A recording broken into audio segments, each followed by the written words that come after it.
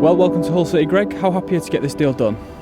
Yeah, I'm really happy. I think it's been in the pipeline for a while. It was a big decision for me at this stage in my career, and it's not just me. It's coming down now. Obviously, I've been moving down with my partner as well, and it's kind of like now it's time to kick on. I feel the time is right, and I got a really good feel of talking to the manager. And when I did my homework on the manager and the club, it was all positive.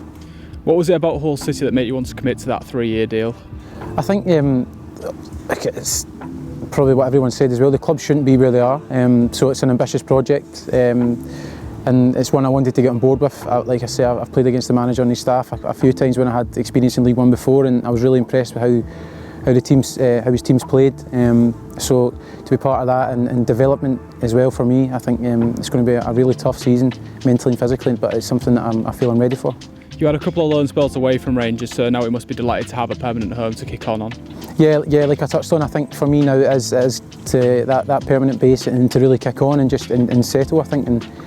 And yeah, I obviously trained this morning, and it seems like a really good group of boys here as well, which helps, and I feel like I've settled in already. So it's been a bit of a whirlwind, but I'm finally glad to get it over the line. You've touched on it there. It was your first session this morning. How was it to settle in? Do you know any of the lads here, or? Yeah, great. I played with Josh Emmanuel at Shrewsbury, so I know him well, and James Scott obviously with that Scottish connection as well. So it was easy to get talking to him. But so till now it's been great, and we're just really looking forward to kicking on now. No stranger to League One either, with one of those loan spells at Shrewsbury Town. How was that experience for you? Fantastic. I can't speak highly enough of Shrewsbury Town as a club for me, and in that stage of my development it was exactly what I needed, and I got everything out of it and more. I couldn't speak highly enough of them, and I just felt like I really came on as a player. But and then I obviously went back to Rangers, and there's a big squad there, but I felt like I missed that regular playing time, and it was just I was itching to get back to that. You impressed in this league before, so hopefully you'll be doing the same here. Yeah, I think so. That's the aim. Is just take each game as they come. Obviously, it's a difficult league, but it's a league you can really get going in. And if you get some momentum as a team, then there's no reason why you can't push. And this club needs to be pushing at that end of the table. You're also awarded Shrewsbury's Player of the Year during your spell there, which just proves your pedigree at this level as well.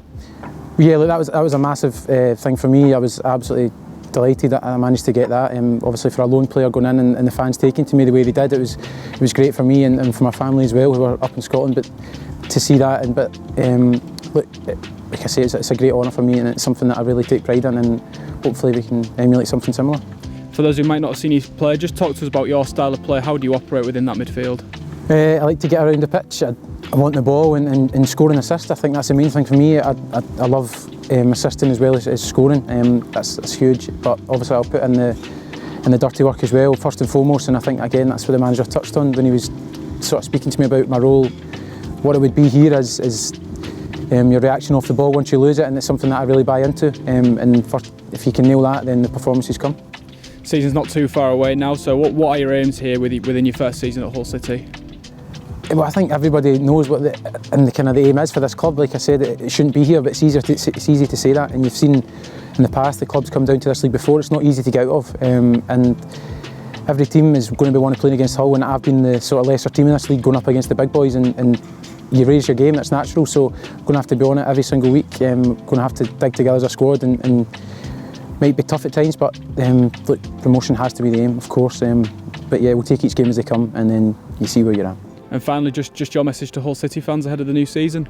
Yeah, thank you for the messages already. I've been inundated. It's been overwhelming. It was a really big decision for me to leave Rangers. Obviously, it was a club that when I got that move, that I'd been wanting my whole life.